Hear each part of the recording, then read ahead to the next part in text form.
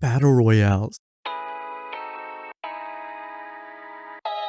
fast-paced chaos, adrenaline. That feeling of being number one out of an entire lobby. Z1 started the trend, which Fortnite really lit the match and exploded to where multiple game companies started making their own. Every studio wanted a piece of it, but out of everything that came from that moment, one game hit different for me. Apex Legends. I don't think I need to explain it. You either lived it or you heard about it. The movement, the abilities, the gunfights that felt like a conversation between two people who knew exactly what they were doing. And when it all came together, when you made that play at the end of the game that won everything, there is nothing like it. You weren't just a player, you were an Apex legend. But here's the thing, something started to bother me. And it wasn't about the gameplay itself, it was the genre. Every battle royale, no matter how good, puts you through the same loop. You drop, you run, you loot. You third party or get third party. And then if you're unlucky, you do it all over again from the lobby screen. Over and over. It's not bad, but after a while, it stopped giving me what I was actually looking for. I wanted that Apex feeling. The momentum, the creativity, the big brain plays, the gunfights that actually meant something. But without all the waiting. And then, the finals happened.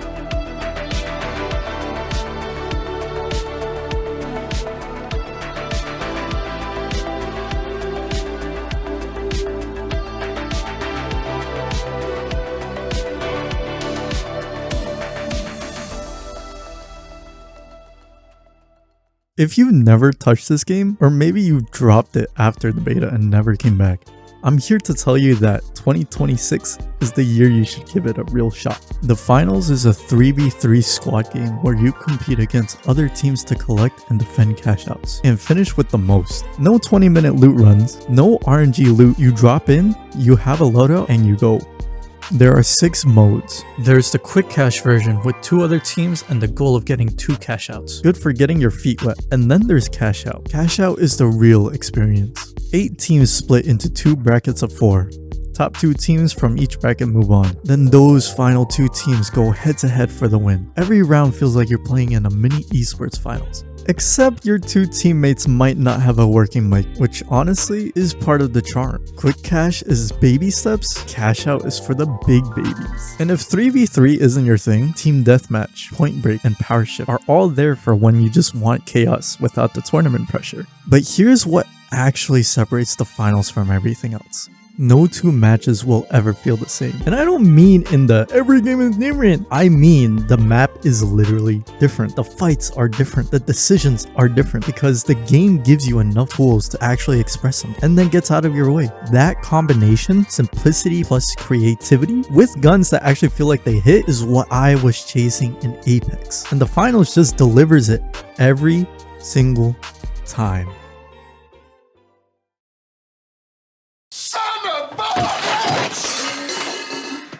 You done messed up, Aaron! The finals has 3 classes: light, medium, and heavy. Each one has a specialization. Think of it as your main ability, plus a weapon and 3 gadgets. Sounds simple on paper, but in practice, the combinations you can build are genuinely wild. Light is your mobility class. Grappling hook, same principle as Pathfinder from Apex. Lets you reach high ground fast or get out of a bad situation even faster. Evasive dash, like blinking out of the way right before someone lands a shot. And the cloaking device, yes, you can go invisible. Harry Potter in a war zone. Light rewards players who are fast, aggressive, unpredictable. If you like playing the kind of character that shows up out of nowhere and makes the enemy team question their life choices, this is your class. Medium is the backbone of any good team. Guardian turret. You can place this thing on literally anything. Floors, walls, ceilings, random barrels, a plant outside a building. There's no limits. Heal beam keeps your teammates alive while you're in the middle of a fight. Dematerializer lets you phase through solid walls, which sounds broken, but is perfectly balanced when you know how to play against it. Then there's also a newer specialization called Shockwave, giving medium a more mobile angle. If light is the assassin, medium is the glue. Teams without a solid medium tend to crumble under sustained pressure. And then there's heavy. Big, slow, absolutely terrifying when played well. Winchclaw pulls enemies or cash out cards towards you. Charge and slam is exactly what it sounds like. You sprint into someone at full speed. Mesh shield creates a directional barrier your team can push through and fire from. And then the goo gun. Now hear me out, this is one of the most creative weapons in the game. You can use it to climb buildings, slow down enemies, wall off flanks, seal off doorways, and combine it with other gadgets in ways that honestly shouldn't be legal. It has no right being as useful as it is. Light is chaos, medium is support, and heavy is the wall that your team can actually hide behind.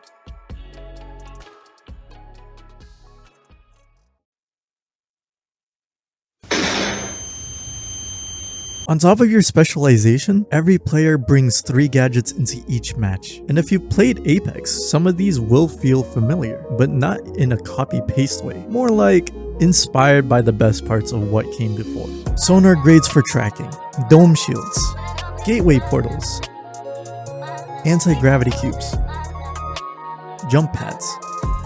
The variety is real. But what makes gadgets special in the finals isn't the gadget themselves. It's the fact that they are all balanced against each other. Guardian turrets or barricades get removed from that reshaper. Mesh shields drain if you spam it. Lock bolts can be shot down. Nothing is overpowered in isolation. Everything punishes overuse. And that balance is what pushes players to actually think about their combinations instead of just spamming one thing until it stops working. The creativity ceiling in this game is genuinely high, and that's before you even pick up a weapon.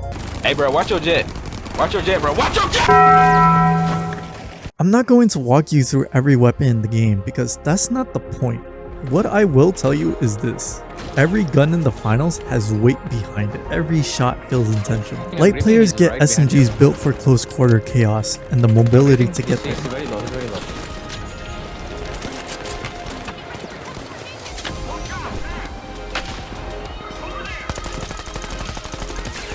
The shorty shotgun especially.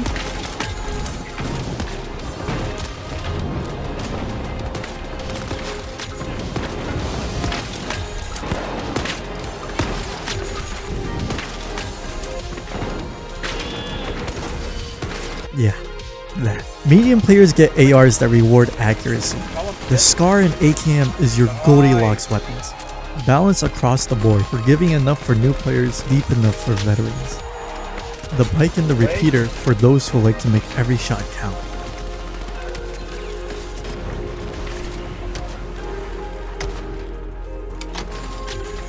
Heavy players hit like trucks regardless of what they're holding. LMGs that let you just commit to a direction.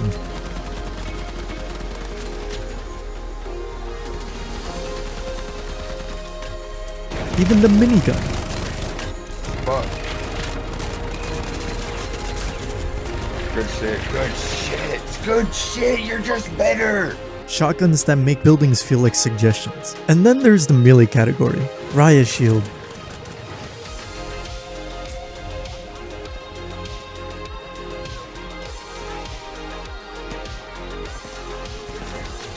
The sword.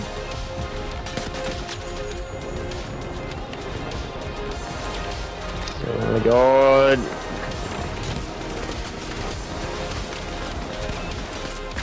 Yeah, this rig, there you go, 93R, we like that, that's good. A delete key. The game really rewards creative builds that have no business in succeeding. The point isn't that every weapon is perfectly tuned to a spreadsheet. The point is that every weapon feels good to use, and everything opens up a different way of playing. Popple! Oh no! Oh no!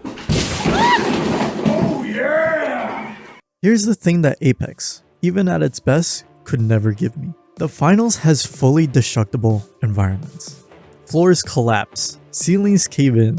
The cash out location that your team was defending 30 seconds ago might not even exist anymore, just because someone brought the whole structure down. This changes everything about how you play.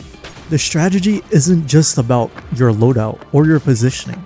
It's about the environment, and the environment is constantly changing. Every match, you're problem solving in real time with a map that refuses to stay still. That's the creative expression I was looking for. How do I use this space, these gadgets, this team, and this moment to do something that nobody saw coming? And when it works, the satisfaction is unlike anything else in the genre. Okay, real quick. Cosmetics, because this matters more than people give it credit for. The finals is a game show in its universe, which means you can dress your contestant as seriously or unseriously as you want, and both feel appropriate. CJ from San Andreas, an alien in a wrestling outfit, a rat with a stick, a muscular guy in a dress who shows up to the tournament completely unserious and proceeds to win. The options are legitimately limitless. And the little details, inspect animations that actually react to how many bullets you fired. Stickers that have their own animations. Even some of the charms can react to what's happening. It's the kind of attention to detail that makes the game feel like it was made by people who genuinely love it.